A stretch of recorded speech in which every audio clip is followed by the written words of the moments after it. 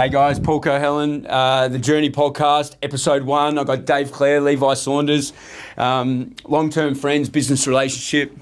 I met Clare about 2018-19. He helped me recreate when I updated the business name to connect the mission, vision, purpose, and values. And they're still here to this day. He's the global guy at leadership and culture.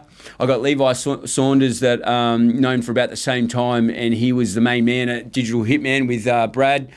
It's funny how it goes around. He's turned into a close friendship, and we've helped each other on the personal roller coaster the last few years, which he's been through. He's got a little boy, Rain, and he's been there for me the last couple of years as well. And now we're actually done full circle. We're back in doing a business partnership again. So hope you really enjoy this episode. Boom.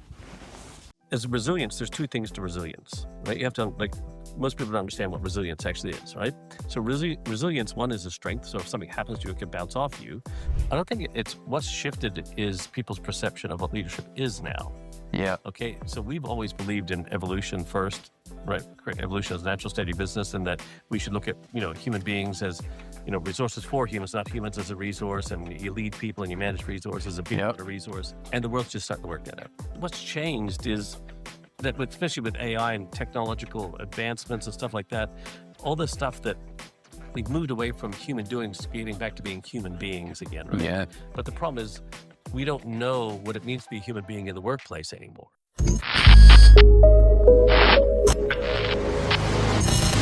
Today we're here with Clare and Levi Saunders. This is the first episode of the JRNY. And I've been trying to get Levi on for a couple of weeks to help me kick it off. He's been through a bit of a journey recently, and it just didn't work out. But then he sent me a message Sunday night, and this man here is, I think, found an unlocked door. Wandering aimlessly down the street. And a spare bed. In my house, and now he's found his way into the office. Yeah. And I think what was really was key for me when Levi messaged, and we had to make this happen this week around all our schedules, is I met Clare. We're just talking about it now, not sure, 18, 19, 20. And Dave spent a fair bit of time with us, went to one of his summits, and then he spent a lot of time with Connect, working through the values, the mission, the vision, and where the business was heading in the future. And that was when I parted ways with a business partner, and then just wanted to get a new vision and roadmap moving forward. So thanks for that, Dave. And with Levi, we met in, I'd say 2018. yeah, something like that. Levi, with a business partner, had Digital Hitman. They were probably the first agency that we engaged with, and we had a great relationship ever since. And you've had such a journey, business, personal, and all that since then. Everything in between. Ego kind of in check. I think we've all had that. Yeah, I think so. Yes. And in that whole journey and that whole space, these two have helped each other out a lot personally and become really good mates, and that's really great to see. So personal mates, business, yeah. So it couldn't be any two better people to be on the first episode of the JRNY. Isn't that funny? Adversity and newfound commonality, how it brings people together. Yeah. Like one thing someone told me is with relationships, it's neither like consistency. It's neither just here. It's always traveling somewhere. Like it's either going up, it's going down, or whatever. Or you got a bad relationship with someone. That's just where you are at this point in time. Yeah. In the opportunity to further that relationship might be down the road. Maybe you're not invited to their wedding at this stage, but that's not to say that they won't be invited to yours in the future. Yeah. So. you nearly there. So when you get married, Levi? There's one missing ingredient. Yeah. I was going to say, I think I find it fascinating when you think about people come in and out of your life, though, for seasons and reasons. Yes. Right. And there's growth. And the when you go through some adversity or challenges, and I remember talking to Levi about this when he was going through a significant situation. I said, you'd be surprised certainly I went through something similar, that you'd be surprised who stepped forward and then who stepped back. Yeah. Yep. Right. And the people that you felt were your nearest and dearest friends doesn't mean they're bad people. It just some people step backwards and other people step forwards. Like I hardly knew Levi when he went through some significant parts of his journey. Yep. I'd only met him twice, three times. Yeah, Yeah. couple of times. And then, He was staying with you. I was hopefully one of those people who step forward. Yep. Or other people step backwards. Yep. And I had the same thing happen to me throughout all my, journeys and that's got me to realize as the oldest one here that Oh, yeah. very easily. Never have guessed. Yeah, quite easily. I didn't say I was the oldest looking here. I just said I was the oldest. But yeah, it's just that you have that seasons and reasons, and some people will surprise you. Yep. Either stepping in or stepping back. I had it recently too, just going through the personal stuff and then business. And you realise when you shift and change, and once again, they might not be bad people or whatnot, but I had 3 really close people that end up parting ways with. And you know what, at the beginning it's really hard because you think that you should keep them forever. But when you're young and everyone says by the time you're older, you can count the people on one hand probably, it is so true. And I've been a bit of a socialite in that, like all of us. It's really hard to understand that until it happens. And now I'm like, it's about me, myself, self-development, work on yourself, where you're heading, and obviously your kids and family. And it's haunting, especially when it happens for the first time. Adversity strikes, and then people that you've almost worshipped and idolized step back, and then you still don't know who the people are that are going to step forward because you haven't started that relationship with you. So there's that bit in the middle where it's very lonely and until people make themselves known. I think I was just lucky that people like Dave stepped up pretty quickly. Yep. It leaves a bit of a hole. Some people that leave or whatever, even to this day. But you also learn, you're like, shit, that I don't think I was ever really meant to be in that close contact with that person. Well, see what you said there, right? I think what I've learned is they're there, but like, let's talk about journey and having a book and chapters. I think they're there for a chapter. They come in and out, and it's kind of what you said earlier and what you said. It's like they come in and they're there for a piece. It's a learning curve, right? And they're like, me being from over east and then coming over here, so I don't have people here I grew up with. But then I had the Navy, and then you go through business, so your circles change as well.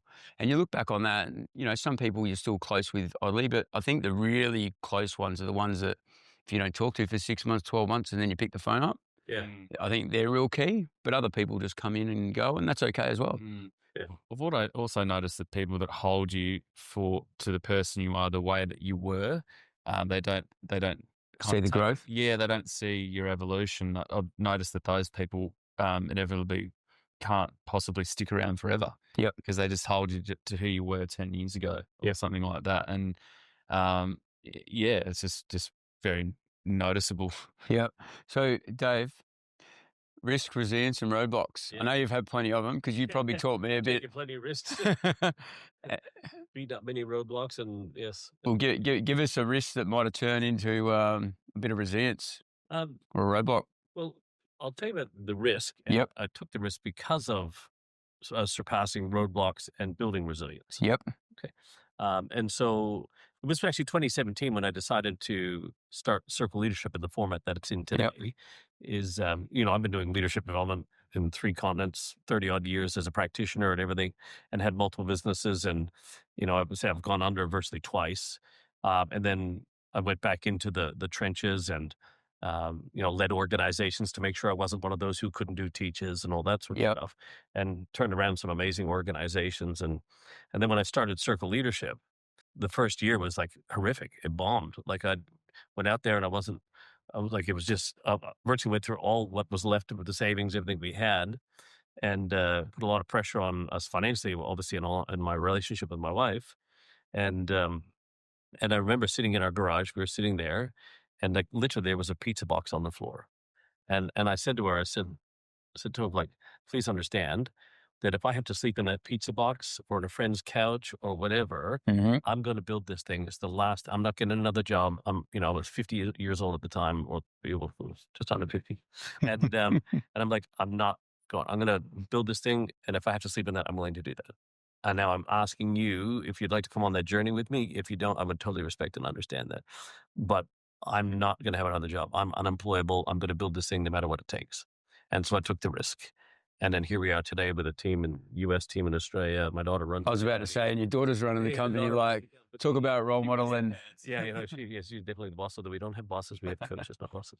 But yes, but definitely like to have that. Going over to the U.S. after this to work with our team as they're kicking off a new client in the U.S. So I've got people doing business. Is that where you're flying out tonight? Yeah. Yeah. Oh, okay. Yep. Actually, that 6-7 hours. Yes. So I'm very lucky to get Dave's time here, passing through. Yeah, as well, literally, I am. But that was a really big risk, but it's because of the roadblocks that I have faced. Now, I look at roadblocks as three fundamental things. There's speed bumps, hurdles, and walls. Yep.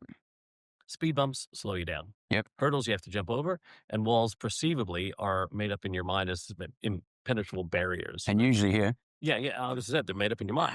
But what you might look at as a speed bump, someone else might look at as a wall, and someone else might look at a hurdle versus a speed bump, and vice versa. So it's your perception of those things. Can I ask you one question? Please. So go back, and you told me this when I first met you, and I think it was one thing I admire about you. But when you were standing there looking at that pizza box, what was the bit growing up that probably made the resilience that you weren't giving up? There must be something. Go back, peel the layers back. Right. If something comes to mind. Yeah, well, I would say the resilience, and I guess this is why we do the work we do in the world today, is I saw my dad bust his ass for 70, 80 hours a week. And sometimes as kids, the joke was, I'll wait till your father gets home. And we'd be laughing because, well, by the time he gets home, we'll be in bed. By the time we get up, he'll be gone, right? Yep. But he did what he had to do to provide for our family. So I don't judge him for that. Different generations. And yeah, absolutely. And he didn't have a father. His father walked out and so on. But and I looked at that and I'm going, and then I saw myself fall into that pattern. And like when I started working in my career in banking and finance, and I'm working 60 hours or so a week. And, I had a young son at the time then, and I'm like, well, what am I doing here? And for organizations that really don't give a crap about you as a person, you're just a resource to that organization. And I guess so for me, having seen that and then see my dad go foray into entrepreneurship, and then he was a franchisee, and the two resorts went broke. The two what was that for? The one was swimming pools, this is back in Canada, and insulation. Yeah, wow. Swimming pools in Canada? Yeah. Hey, there's a lot of swimming pools in Canada, sure. / ice skating rinks. Yeah. Well, that's what we do. We drop the water halfway through in the winter, then you put his ice and you've got an instant drink. See, pools in Tasmania. Yeah, but they haven't. Yeah. And so like seeing him do that, and it really with the conditioning belief that we received growing up is go get a safe job, go do the stuff. But then I saw what happens doing a safe job, and I'm like, until it's not. Yeah, and then I think Jim Carrey, he talked about it with his dad as an accountant, all right, and he said that his dad told Jim Carrey, the comedian, right, to go get a job and do the same sort of thing, the same kind of conditioned belief, and then he saw his dad lose his safe job. And he's like, well, if I can lose my safe job, staying safe and trying to get my, working 40 years to retire on 40% of my things, working 40 hours a week, why wouldn't I just go after my dreams? Right. But I also saw my dad bounce back, and then he got into business and partnership with people, and he built. And so as I look back on the journeys and all the things, what I realized is, as resilience, there's two things to resilience, right? You have to, most people don't understand what resilience actually is, right? So resilience, one is a strength. So if something happens to you, it can bounce off you, or it's your ability to bounce back, get back up from things, right? So you create that resilience. So I could see my dad always bounced back. He would always do whatever it took to do whatever he needed to do. So that just answered my question. That's where I was saying. That's where I got from. And then I realized I'm sitting there and having my moment and saying, you know what? I know historically that no matter what happens, and I've worked with people, I said, what's the worst case scenario? What's the worst? If I had to go pump coffee at the Dome or something like that to provide for my family, I'd do that. So if I would do that, that's the safest, simplest option for me, and that's the worst case scenario. Put food on the table. Wouldn't I go after? Because I know over history and time that you'll always bounce back if you believe that you're willing to do whatever it takes. Right. So there has to be that sense of belief, right? Now, courage isn't the absence of fear. It's going in regardless of fear, right? And so you have to be having that in life and or business. But life's going to throw crap at you. We've all known that. Some of us didn't realize it was going to be thrown at us until we hit us. Where'd that come from? Right. So, but if you look back in your own life, as I have in mine, I've always bounced back. And I've always found a way. And so I knew when I looked at that pizza box that I could make that commitment. I've faced roadblocks. I've done that, and it was worth the risk. because for me, I'd rather go out screaming and in a fiery inferno doing what I'm doing right now Mm-hmm. than have a safe job and lose it. I've always said the same, like, entrepreneurship, there's all them memes, you're so close, you don't realize, don't give up because you never know, it could be tomorrow. But it's like, just the ups and downs and going through it. And I've always said I'd go empty bins if it was for myself. And no disrespect there to emptying bins, but like from what I'm doing, I would always go work for myself, then go back and work for someone. Unless you been emptier the best. That's the way I think about it. It's like, do it better than the guy down the road, or put food on the table, right? Yeah, It's probably a fair bit of money, pressure washing bins, I would assume. See, you instantly think, oh, come on. Yeah. How do we go about that? Well, look at cleaning these days. You can't even get a cleaner. Like, go back 10 years, 20 years to now, and it's like, it's under $50 an hour. Yeah. Yeah. Well, that's already something that AI won't be able to do. I mean, you'll have AI robots, I'm sure, in time. Will be have an outfit on, and they'll just clean up your house and do stuff. I was going to get you on this topic afterwards, but so that's great. Thanks for that. So as of today, give us another quick snapshot of today. Your daughter's running the company. You have just moved how long ago? 12 months ago. 12 months ago? 12 months. I remember when you were moving, yeah. Yeah. Now, just talk a bit about that and being away from Perth. And you were just saying how your boy, where you got a couple, 26 and 29? Yeah, well, Jordan, she runs the company. She's 26. My son's 29. Yep. My other son in Canada, he's 34. So, yep. Yeah. I know. Your son has a disorder where he can't smile. Yeah, no, I do the smiling. I've never seen it. Yeah, I do enough smiling for all of us. So, how's Queensland and stuff? Yeah, Queensland's awesome. Like I say, it's funny coming back here now, like just being over there. I really haven't had a huge amount of time to enjoy it with all work and travel and whatnot. But coming back here, it's interesting. You go, wow, Perth's a lot flatter than I remember. It's a lot drier than I remember. Yep. After seeing the lush, because where we live on the sunny coast, palm trees and greenery everywhere. Yeah. It's lovely. And each place has its beauty, right? And Mhm. But one of the reasons for moving over there was because, like, I traveled about 4.5. I think last year I traveled 4.5 months if I added up all my trips. Oh, wow. And That's a lot. that I'm traveling, and we were just talking to Mitch about it. Like when you leave Perth to go to Melbourne, if you want to spend a day in Melbourne because you're going back in. Yes. Right. So you got to fly through the night to spend a day there, and either fly back through the night to, or the next morning. So I lose 2 nights with my wife. Whereas on the sunny coast, I can go to Melbourne and back same day. From sunny coast, I can go to Sydney and back, and it's easier to come back to Perth. But like last year, I spoke at a keynote at a conference in Tampa. It took me 36 hours and 45 minutes from Perth to get there. Oh, I did it again this year, and it took me 19 hours and 45 minutes. big difference. Yeah, because I just go Brisbane, Dallas, Yep. Tampa, and that was it. Like it was quick. Like so, traveling wise, it's made it a lot easier for us. Yep. So. But the whole family's still here, right? So it's only Tove and I, my wife and I, who are living in. What was the main reason? Was it the time thing? Did it suit, or different opportunity, or why then? Yeah, like why 12 months ago? Well, we'd actually talked about it back in 2019, and we were planning to do it in 2020. Yep. And then something came along and screwed that plan up. All right. Yep. We called COVID or something. Yeah, something like that. And so we decided to stay in WA, where for the way that we handled COVID here in West Australia was fantastic. So we just went about our business, right? And so we decided to stay there. And then with all the advent of being able to work more from home and all that stuff that came out of all of that, we didn't really need to travel at that stage. But then it got to the place where now, okay, the kids are all well settled, everything's there, and the business is at a stage now where I'm traveling a lot more, and because I'm trying to build teams, and therefore my job is to go out as the guardian of philosophies of the principles of the organization and promote the message and get everything out there, and to help build the team around the world that I'm going to be traveling a lot more. Yep. And so it's just easier. And of course, Tove and I both golfers, so there's more golf courses, and so there was some lifestyle stuff. Nice. But also, when as Canadians, when we would go for winter snowbirds, we would go down to Florida every winter, right? And go golfing and all that. And where we used to, either travel through Brisbane and up to north. Every time we drove through, this feels like Florida here. It always reminded us of Florida. And we were going to move to Florida at one stage instead of Australia. But we decided to come back to Australia where my family was. And so it just reminded us of Florida. There's lots of golf courses. It's better for business. Yeah.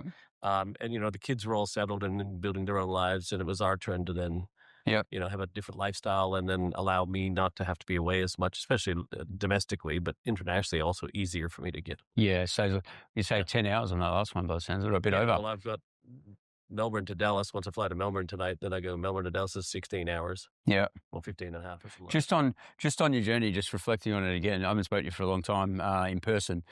I think one thing, say you go back 10, 20 years and you're like, you look at other people that are probably, say where we're at now in the journey, and you're like, they just know it. But no one really just knows it. Like we talk about roadblocks, resilience and risk, right? Yeah. You're actually learning along the way. So did they.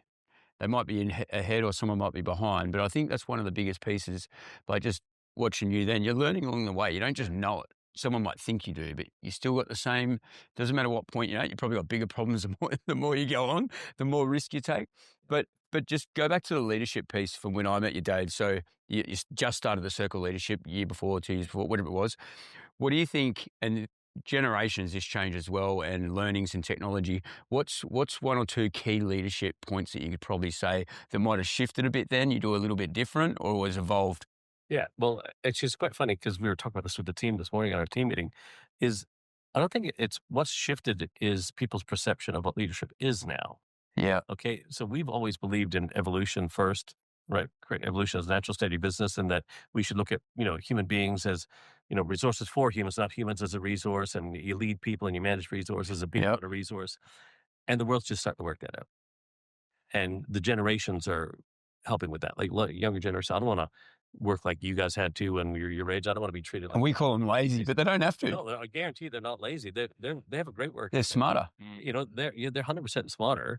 The way that we classify these groups of young people it's so wrong. And I've had this debate with people. Said when they're working, they work really, really well. They just don't want to work like you did or I did. They don't want to get up at 7 to 6 in the morning and work through till like 8 or 9 at night. And they may want to. They're happy to get up there early, do some work. Then they want to go take their kids to school these days, and then they have to do some more work, and they want to go to the gym or Pilates or whatever. Then they have to do some stuff on the train or whatever. They just want to work differently, and it's okay. And what are we trying to do now? Go to the gym and have a bit of flexibility. Right. Yeah. But I had this, argument with some more mature age people than myself who are related. That's a great debate. Yeah, I'm not saying more, but definitely more mature than I am, but the mature age. But about this fact, I said, I remember having this chat with my dad, and Dad, did you and Uncle Eddie not want to just go out and play soccer all day? He goes, yeah, of course. I said, well, these kids just want to do this. You didn't had to though. Yeah, and he said, yeah, but we weren't allowed to. I said, that's the difference. So we're not allowed.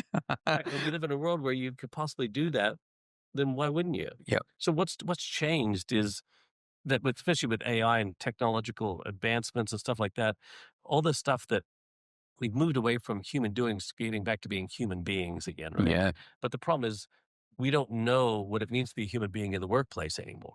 Mm-hmm. Right? Because we're just human doings. Now, if AI is going to take away a lot of the doing and technology and other things will do that for us, what's left is our creativity, curiosity, our imagination, our intuition, our empathy. What do we really need? That's it. Right. So we don't need modern management to take care of that. What we need is leadership, because you lead people and manage resources. We don't need to treat people like a resource anymore.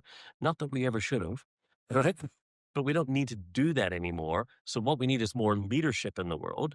And that's what we've been preaching, is that this, and when I wrote Simplified, which was 2017, which was the whole. That's that book, Mitch. Yeah. So that was the launch of that. That's what it said. Leadership is simple. You lead people, right? And people are not a resource. And so I don't know if, we've gotten a little bit clearer and sharper in our message, but it's kind of like the old Canadian adage, skate to where the puck's going, not where it is. Not where it is, yeah. So we were skating so far from puck, maybe. Investment, stock market, everything's the same, isn't it? Yeah. But now organizations are getting it. The generation, if you want to attract the best talent, then you have to create an amazing experience in your workplace. Yeah. Right? You have to have coaches, not bosses. You can't just boss someone into greatness, right? You need to coach them and help them to be their best.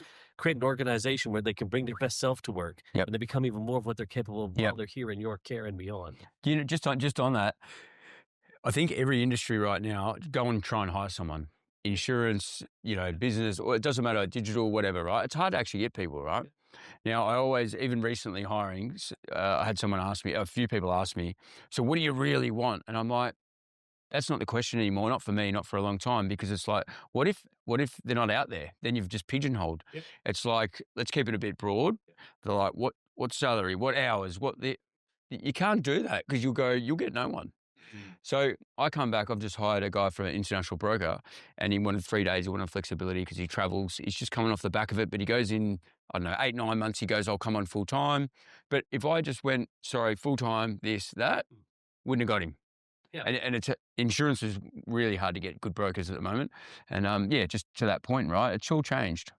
So like even we were talking about as we were walking over here, the organization you're working on right now, what's the first thing you said you needed to get right? First thing I needed to see, it was the people. The Yeah, culture. yeah, Right? culture. Right. Always. So, right. So this is the funny thing. It's your culture, obviously, that is your one true sustainable competitive advantage. In your business, I could go and start an insurance organization across the road. I can get similar Yep. colors, brand, tech, you name it, everything.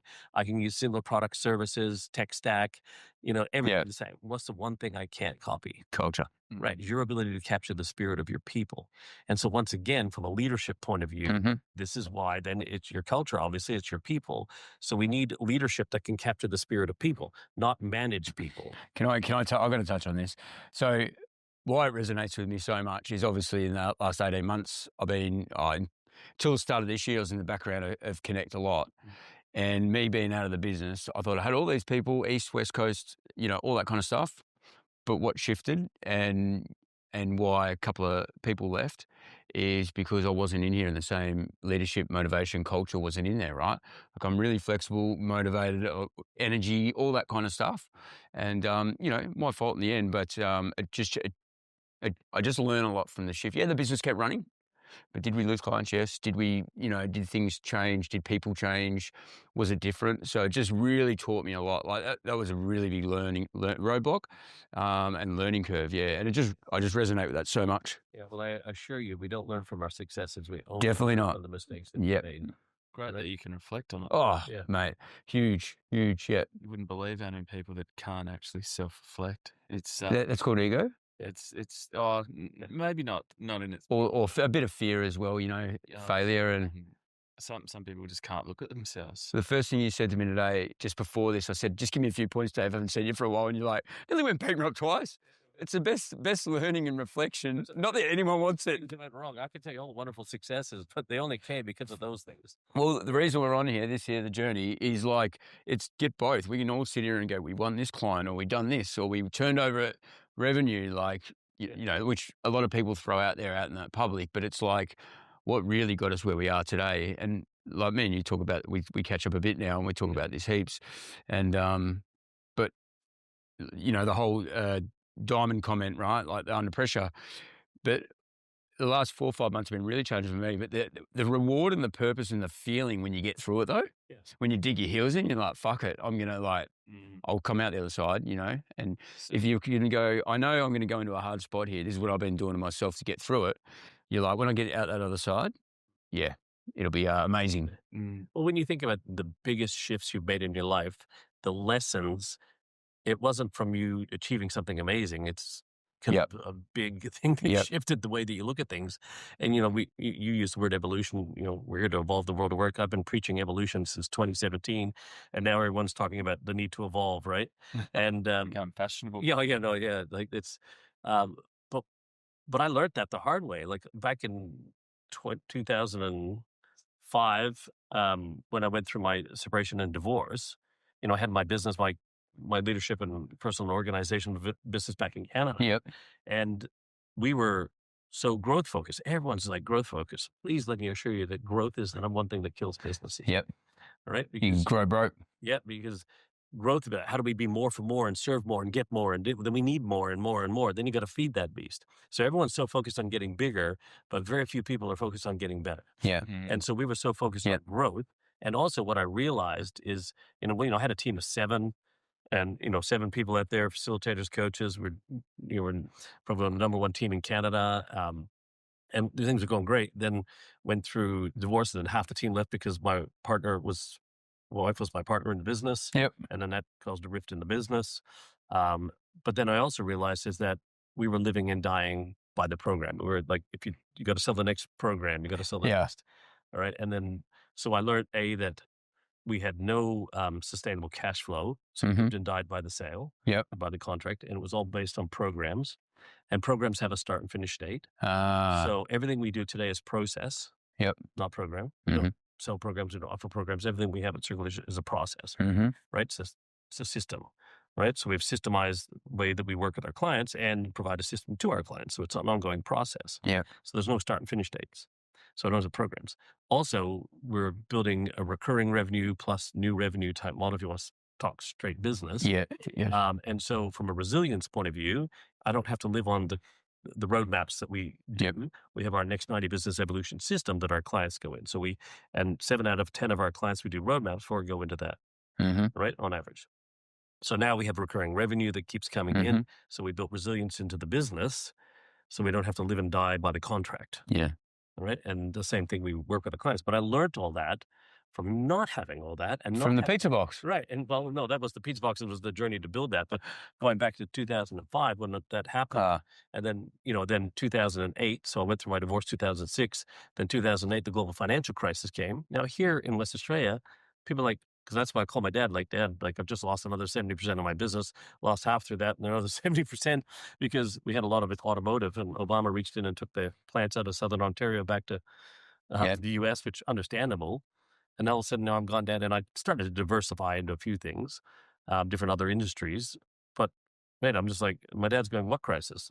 Like, 2008, 2009 in West Australia specifically, it was just the beginning of the construction boom in mining, right? And it was just, Mm-hmm. and so, but I learned then you can't have a business that's just focused on growth. You have to be constantly evolving. You can't rely on cash flow. You can't just live and die by the contract. You can't. And so everything that we do today was because of that. And then the financial crisis and everything like that. And like, that's where the resilience come from, right? And that's where we built the resilience into the business because I was taking risks back then that I shouldn't have been. Mm-hmm. Yep. Right. And the roadblocks were, no, don't worry. Like, but I was being advised by my mentors and gurus who are the master franchisees or licensees of the organization. Oh no, you just got to get out and sell more, Dave. Sell more, sell more, sell more, sell more. So I'm like, okay, so I'm just going to do that. So just talking about building resilience into the business, I like the way you put that. I've never put it like that, build it into the business. Yeah. I think I've kind of naturally been doing that since a bit of a shuffle and a bit of a reset in WA actually, and with my national manager and East Coast team. I've had a big reset with clients and whatnot, and it's like, I call it a bushfire, and it was coming probably before my divorce and personal stuff, but then that happened. So then, it took its time and it probably hit me a bit harder. Arsonist who lit that bushfire. Sorry? I was 100%. Always say that. And I was. And, but the green shoots coming out of it, well, we're probably past the shoots now. It's probably a bit further, and we go through this storming stage, and now we're into the forming, and then, go into the growth and probably back on track where we were. And I just spoke to my East Coast manager today, Jackson, about just getting back on and being that dog with the bone again at the start of the new year, just by the reset and the people. But just coming back to building that resilience, and it's something I'll probably go away from here. I probably need to jump on and have a chat with you. It's been a few years, and because you can learn leadership, and it's not about the level you're at. It's about like where you're at, I suppose. I've learned over the years from working for your corporates and that they're pretty good at leadership, but there's also a lot of downfalls. You go to a small business. Good at modern management. Yeah, there you go. Yeah, very true. And then coming into the the SME world and all that. But even that's changed over the last 10 years since I started. So, well, outside of this, because you do have the tools still, the stuff that we worked on, your purpose, your values, your vision, your mission, you have the tools of leadership in your power, in your presence.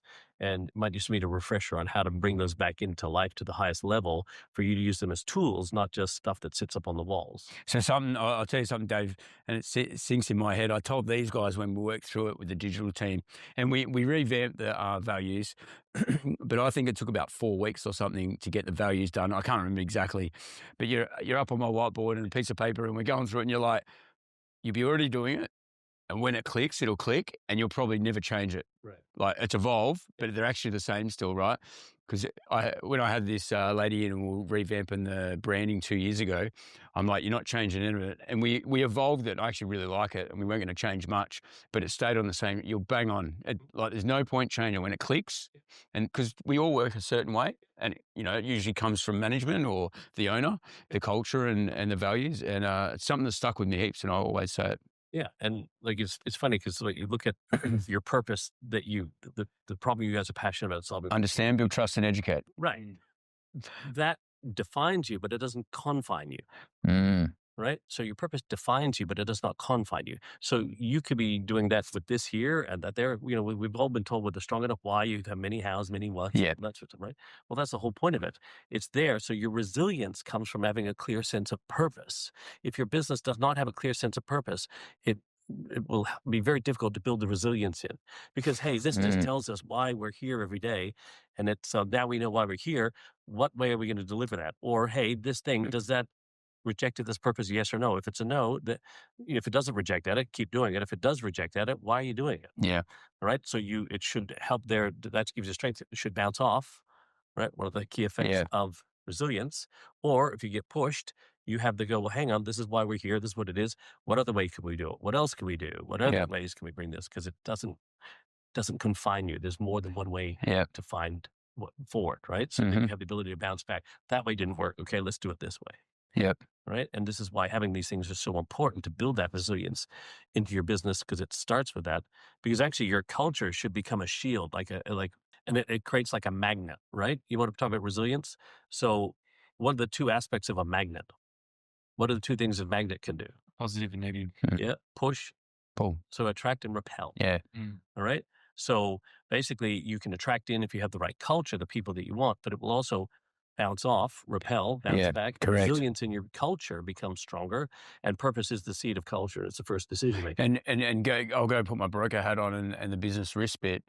If your culture is not on, you want to go back to insurance and talk people, injury, risk controls, following systems, safe systems. All comes back to that culture piece, right? Yeah, absolutely. Yeah. So I'm going to ask you off topic. Okay. So out of all that, you love business, you love culture, leadership and all that, which is fantastic. But your wind down, I believe, 3 things is golf, whiskey and cigars? Well, it's changed a little bit. Has it? Tequila and cigars. Oh, I haven't seen you for a long time. So what's your favourite cigar at the moment? I still love an Oliver B series. I've got no idea. Yeah. Monte Cristo #2. Monte Cristo #2 is a beautiful baseline. Yep. Yeah. All right. But yeah, I do quite enjoy it. We might have to go after this and have one, eh? And as far as tequilas go, I've been enjoying the Herradura Añejo at the moment. So, Simon, do you know what them cigars are? Simon Devlin? Yeah. We sent him that. And actually, when I go to the States, the cigar lounge is there. Oh. The humidors are the size of like Devlin's. Are they? Oh yeah, like Devlin, you go into their shop, right? That shop front, that whole shop is the size of some of the humidors. Like literally. And then there's I just appreciate that without smoking a cigar. It's like, what, you go walking through Bunnings in the wood section, you smell the pine and I just like to walk through there just to smell the wood. It just So you've mentioned golf already, so we don't care about that. We know what that is, and I'm hopeless at it. I'll drive the car, I'll drink beer. So me and you'll do that bit. Tell me about the tequila piece. Why did it go from whiskey to tequila? It's funny, actually, because I was just having a buddy didn't have any whiskey, he had the tequila, and I had it. And you know what? Sometimes you have, I'm not a big drinker, right? So I've never been a big drinker anyway. But after 2 or 3 whiskeys, you can feel a little bit foggy in the morning. But after 2 or 3 tequilas, I'm fine. How do you have it? On the rocks. Yep. Was it just a wedge of lime or something? That's it. Remember when you made me have a cigar? Oh, I do. I was telling the other day. I was telling him the story. Give us a 30-second version. So we're sitting at... And then we'll go to you. Sounds good. But I think this was is way more interesting. This is the beginning of our friendship. This was the moment, right? This is the moment where I knew we were going to be best friends for life. We're sitting across, like you and I are at the little table, and it was him, the up and coming birth of his boy, right? And I said, okay, we got to wet the baby's head. So I brought these 2 cigar little shorties, right? They're like 4-inch by 60 ring gauge, and I said, Levi, I'm talking cigars here. We're gonna have these cigars here. These are the little short ones. They're fine. And I only have one rule with my cigars. If you're smoking one of my cigars, you got to smoke the whole thing. Right? The price of cigars here in Australia is ridiculous, right? Like I could pay $12 for a cigar in the U.S. and here I'll pay $100 for it. It's like, Anyway, so we're sitting there, lighted up, having a cigar, and we're having a really great conversation. And then, for someone who's never smoked cigars or whatever, even like he's just smoking away, and also I can see his face going white, and that's kind of looking getting a bit green, and he's looking at me. He's like, I don't feel too good right now. I said, yeah, and then he looked at me, and this was the moment. He said, I reckon if I threw up on myself right now, you wouldn't even bat an eyelid and you wouldn't care. I said, no, I wouldn't, man. Wouldn't bother me in the slightest. All right. So we know what happened next? I can't even remember. to be No. honest. So I said, look, dude, you don't have to finish it. I think I finished it for him. I'm not letting that go to waste. It's so lightheaded though. I can't remember. Yeah, got really lightheaded, got pale, and like he was getting like the cold sweats, and his whole face was going a bit green. So he was getting that state. So that was a roadblock. Oh, Yeah. this guy, I was like, oh shit, I don't think this guy would actually care if I threw up on myself. Right. I feel like he just keep talking to me. Yeah. Like, I'll just go grab a cloth here and go wipe that up. Anyway, we're having a great conversation. We're talking about future life and him becoming a father, all this cool shit. Amazing time of life. Yeah. Well, like, having had 3 kids myself, I remember the moments, and we were sharing stories about, I think, my kids being born and all that. And but yeah, and then you just had that, all of a sudden you could just see that look on his face. I could actually picture it, Levi. Yeah. So let's get on to you, Levi. Thanks, Dave. That was great. And it was a good recap that and to see you again in person. Yeah, no, absolutely. So, mate, obviously we've known each other for a while now, and you had business, parted ways in the business, which now you've got a great relationship again with Brad, which is fantastic. I've actually done that myself. And then you had a bit of a personal journey. You got your own few little ventures going on. You got your boy now, which is amazing. I met him, a few times. He's fantastic and the main part of your life. yeah. And I think going back to that whole work hard and all that, the main thing I've seen you do besides go through some roller coasters and recently, is your whole world revolves around the boy and being present. And who gives a fuck? I know you've got to put food on the table, but if you can make that happen, that's always priority for you. And it's actually absolutely amazing to see. And I'll tell you now, I've learned a lot from that also, because I go back to that 67, 10, 15 hours a day. I done that for a long time, and I probably didn't learn enough about that until I split with my ex-wife. Beautiful person, by the way, but just parted ways, and then your self-reflection, you learn all that. And like now I have my kids, and it's like the presence, trying to be present is unbelievable. And I seen you do that a few years ago. Oh, absolutely. I mean, we've got limited time with them. There's a mother on the other side that loves them dearly.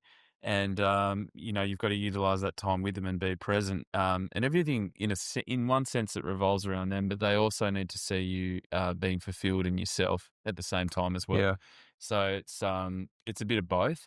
But for me, if he's not okay and there's something that I could be doing better, or I could be giving him more of my attention or whatever, when I have my ability to do that, then I need to be doing that, because that helps me show up in other ways and other areas and stuff as well.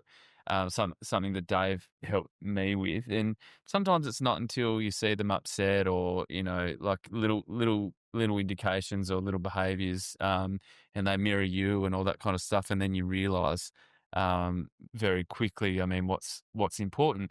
And that for me has kind of led me to be, I suppose, a better person in myself as well, because over the last year things have really started to go exponentially in terms of new business and work opportunities and all that kind of stuff. But it's come from a place where, how do I put this into words? I'm chasing feelings. I'm like, I really enjoy the way that made me feel. And the feelings is like that feeling of freedom, that feeling of being the provider, that feeling of, I can take my son to visit my family in Tasmania and not look at the bank balance or have any different worries. So instead of chasing things, we've got a beautiful home that we live in. We're in a first world country. We've got very limited threats compared to a lot of other people in the world. Both healthy. We've all faced adversity and will continue to do so until the day that we die.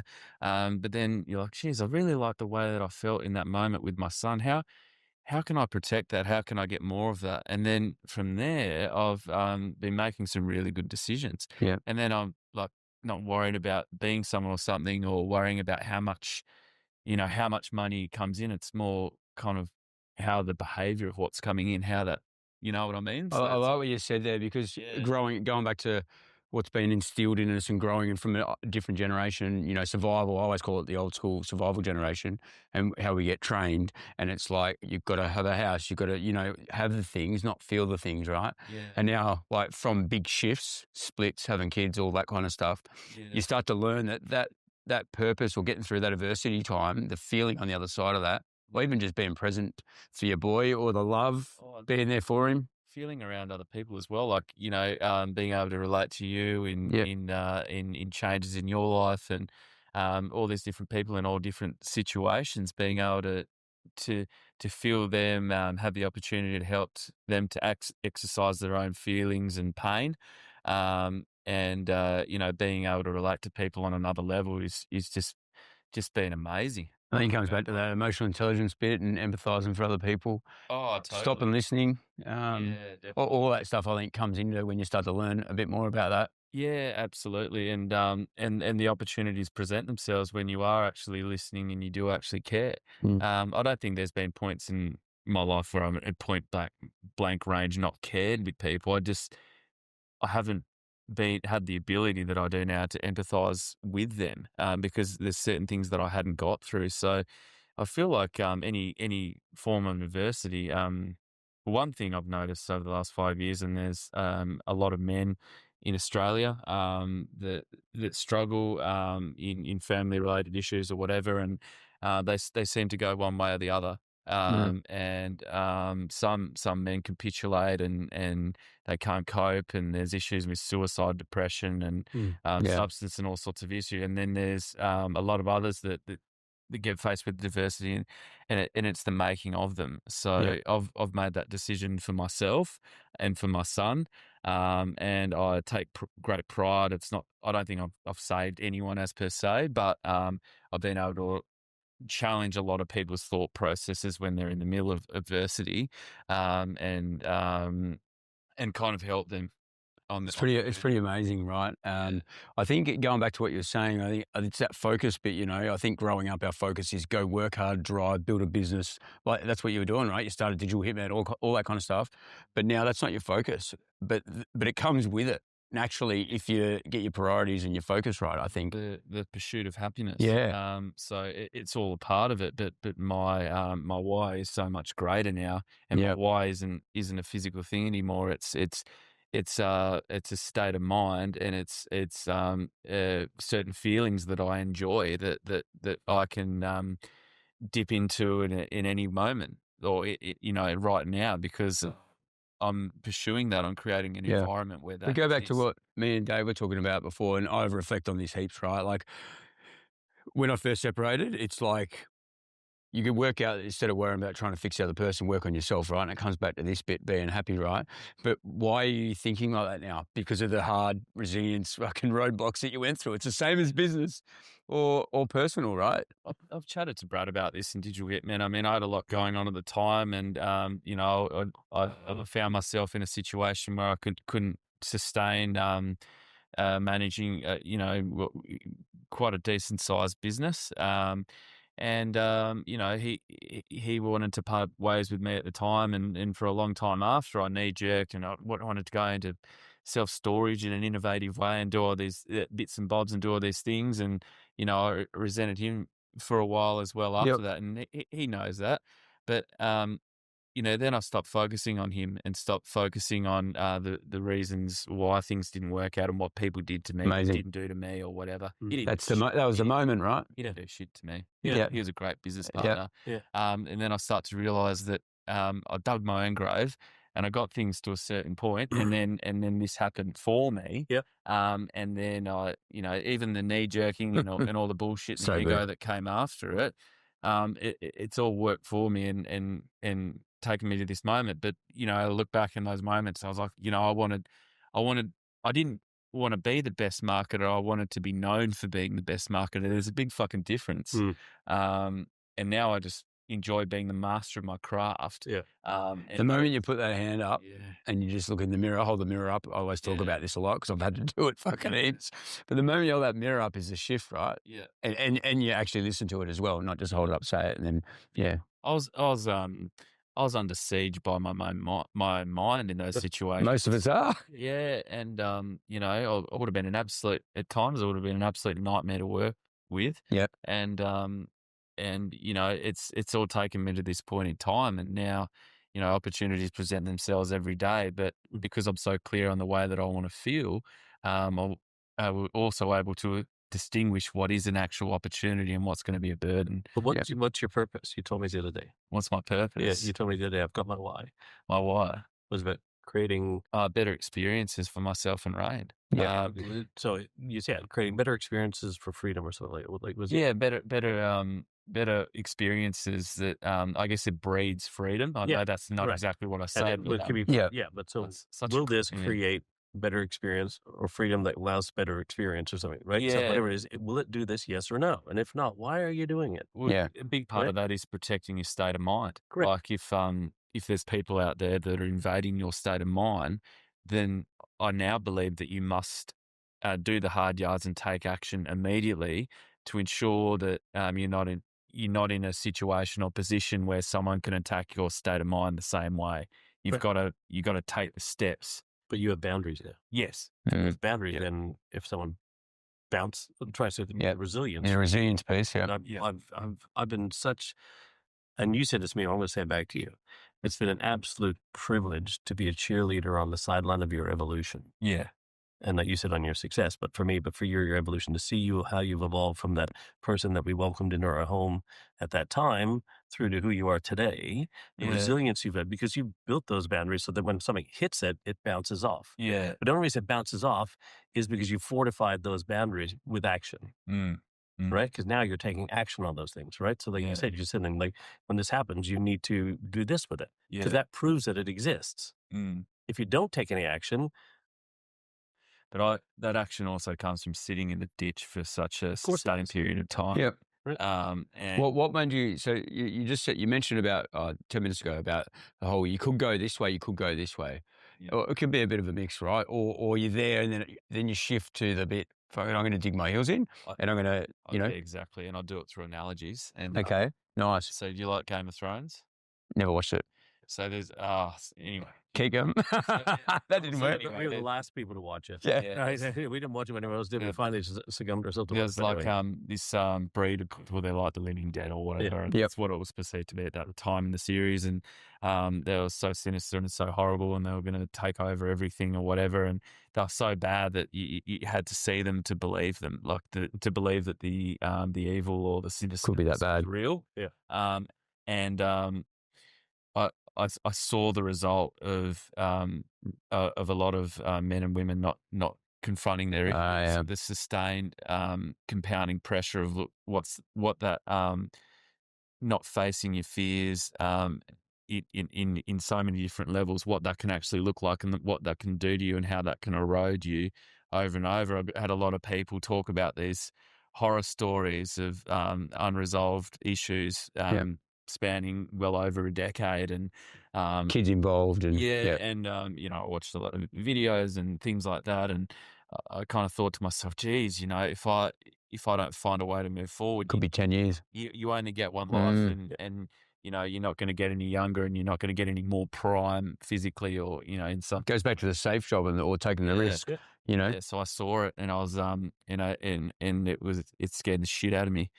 So I didn't want that for myself, but that still meant that I had to sit there in that place for a very long time, and it didn't matter who you talked to. In sometimes, like you had to be with those feelings and exercise them to get to the next level. Well, that's sometimes the work. There's no shortcut. That's the work. Yeah, I didn't know it was the work at the time. I At the thought it was time. torture. Yeah. I think that's the journey. Yeah, the journey. And that so many people relate to this though. And exposure to different personality types, good, bad, and extremely bad, and extremely good. And we only know what we know. Yeah, that's right. In the moment that we know it. Yeah, Right. yeah, that's true. Right. I like that. Yeah. Every set of words that comes out of someone's mouth has a designed purpose. Some of those purposes aren't necessarily good. Some of them are, and realizing that the exposure to good or bad can all be good, because it's all learning. But it's very hard for a lot of people, and even me, like we all get caught out in the moment, is to learn through feelings. But one thing that's been the difference is Water is polo. that's sport and water. I was about to ask you about that. yeah, I love water polo. Is the acceptance of bad news. So one piece of bad moods or a set of words with a design purpose.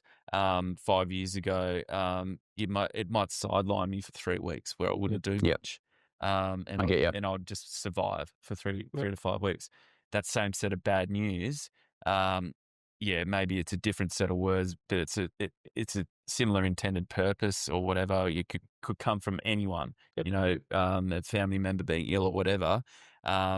It's sad, but you also, in honor of if it is a family member sick, in honor of that person, you must keep living for them and still The enjoy resilience life pieces to be there change. for them. So you can snap into gear very quickly, Mm. and that to me is the difference.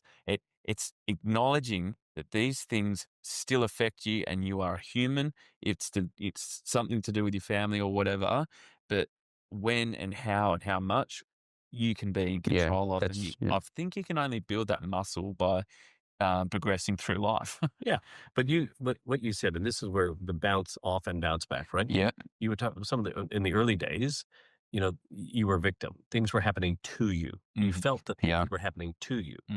And then you started to realize that, okay, then you start asking the question, well, hang on, is this happening to me or is this happening for me? And then you move into victor mode, right? So even today, we're human beings, right? Like even like I can talk about all this sort of stuff. I'm not immune from it because I do it for a living. That stuff can hit me, and I can see myself going into victim mode. So that's me being pushed back, right? Yeah. But the main thing is, like, for you, what's the progression, which has been beautiful, is how fast you notice it now and how fast you act on it. Yeah. And no different than any of us, right? It's okay to go into victim mode. It's just not okay to stay there.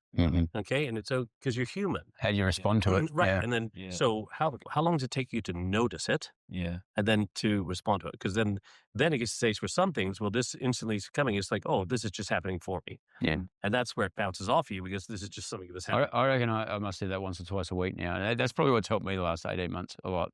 Is like, I'll come out the other side of this and it'll be better, or you'll learn, or why is it happening for me? I just accept that there will be moments in the future where I'm going to be overcome with fear and anxiety.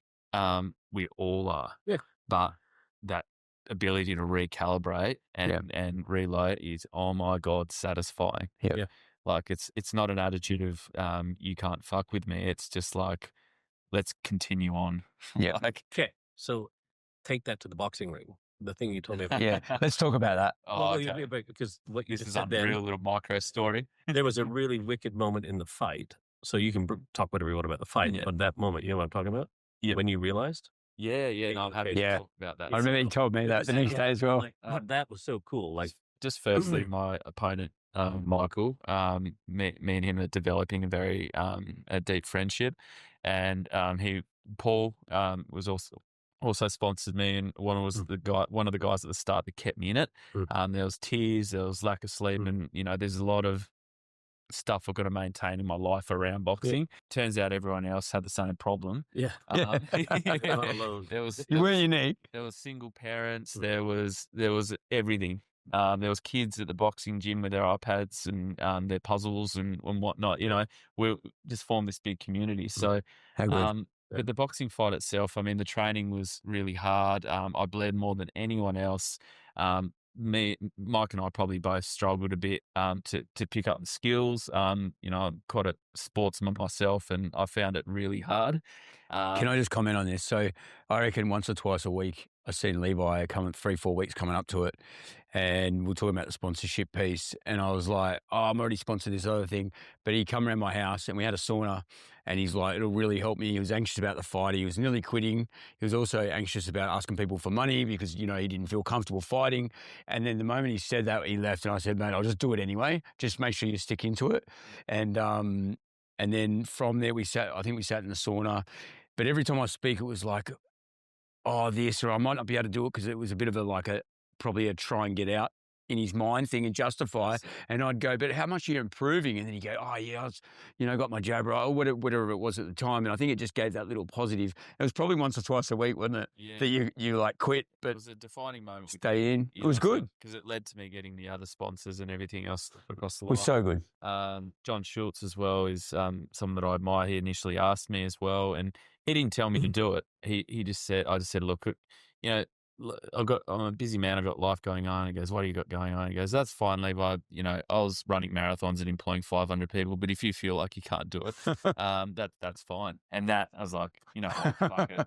Like, Isn't it funny how perspective can actually? yeah. So then I said yes. Roadblock. I said yes, Yep. and then Speed bump, hurdle, he wall. kept me in Yep. it. Wall for him, speed bump for the other guy. Yeah. Dalen, the owner of the gym, also was the third person that kept me in it. And that was when I had a sleepless night and rocking up to training. What's going on? Maybe a few tears. I don't know. I still rocked up to training. Yeah. I sent them an email and, explained how I felt. And he came up to me and instead of lying, he said, this is either going to be a really positive distraction or it's going to be a negative distraction, but you need to decide which distraction this is because no one else can decide for you. Fucking boom. So then I made the decision that it was going to be it was a positive distraction. I looked around me and, everyone's in their own way kind of struggling. How good. And then I trained and trained and trained and trained. And then everyone's telling me, everyone gasses out on their first fight or whatever. And I thought, I'm just going to train so much cardio, and I just made that assault bike my bitch. and then I was just cutting laps around the oval near my house, and in the last 100 meters of each lap, I'd just sprint. Yeah. And then magpies would be swooping me, everything, and I just kept going and going and going. And then Mike, the guy, we sparred it a lot together, which is unusual. Apparently, with a fight to be sparring your opponent, he was southpaw, so I'm grateful that I got to spar him. Yeah. But he was so supportive of me, and likewise as well. We're always checking in, how you feeling, he had sore ribs and how I'd always had a blood nose. We're always. So we'll fast forward a bit because we've got a bit of time, but you got in the ring, like you say all this nice stuff now. Then when you looked at each other for the first time and you're like, ready to go, what was that feeling? Yeah, touch gloves. Oh, just a funny moment. Actually, just I have to say this. I can't believe you hit me. Okay. A funny moment for both of us because we had the wind down drinks the other day. Yeah. And I was laughing to him because I said the guy that puts your gloves on, he wants you to tuck your shirt in. Yeah. And Mike and I both thought with this guy that they wanted to see the protective box that we're wearing in our pants, and we both dropped our dacks on camera. We both did it. Yeah. And he said, I fucking did that too. And we just absolutely pissed ourselves. But yeah, I got in the ring and they told me it was pretty spongy, and I got in there and it felt like I was walking on the moon. Like, Is that right? Yeah, I felt really zapped, and I was trying to, be told to go to his left and keep swatting his guard down, and he just seemed a lot more composed and organised than me in the first round. And good on him, he did a good job because he really laid into me, and I just get smacked in the head, and then the moment my brain came to, credit to anyone that does martial arts, by the way, because I couldn't be more amateur. But yeah, you know what I mean. Yep. Credit to them. And every time I started to think I would get whacked again, and then I sat down in the corner, and then I just had this epiphany, and I just thought to myself, I'm like, shit, I'm actually not going to get knocked out. And then when I stood up, He can't knock me out. I was like, if he can't knock me out, then Wow. I'm just going to put my hands up and try and enjoy this a lot more. Yeah. And I knew I had the cardio. And then I started come to and really kind of engage in the fight and enjoy a little bit more and hit him pretty hard. And, but we were both competitive throughout, and that heaps of people said that we were the fight of the night. Everyone in the group was saying, we didn't know you guys could hit each other or hit like that. And I was like, neither did we. Yeah. but there's a lot of humility from both of us and acknowledgement of, That's great. And everyone reckoned that out of the group, me and him probably improved the most. Yeah. Dalen was taping my arms up because I just kept dropping them down in I remember you training. telling me that actually. Yeah, he taped them up, and there's a video of me on Instagram with my arms taped up and him whacking me over and over again. And So go back to the resilience and all that, right? yeah.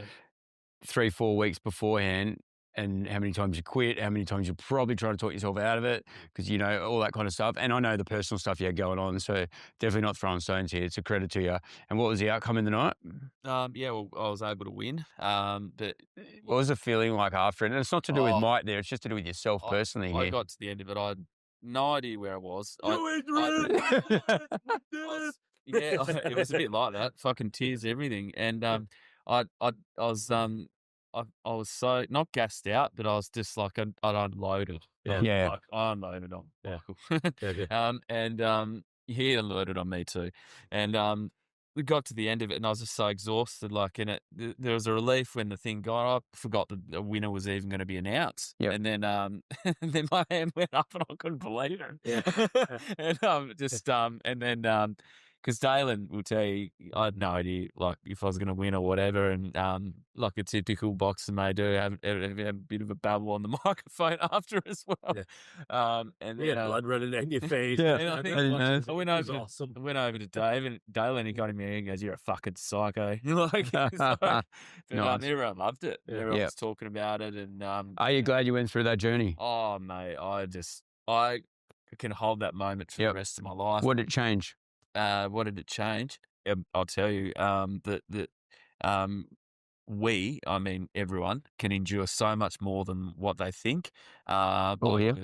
I was booking in more work meetings. I was holding true to myself in other areas in my Unreal. life. You know, Born to that. yeah, I was getting babysitters. When I needed to, I was doing everything I could to make it still work for my son throughout the whole thing. Yeah. You know, he got to see the boxing gym, and you know, he Yeah. became part of it as well. My dad had a really special personal training session with Dalen and myself in the gym, and I saw that.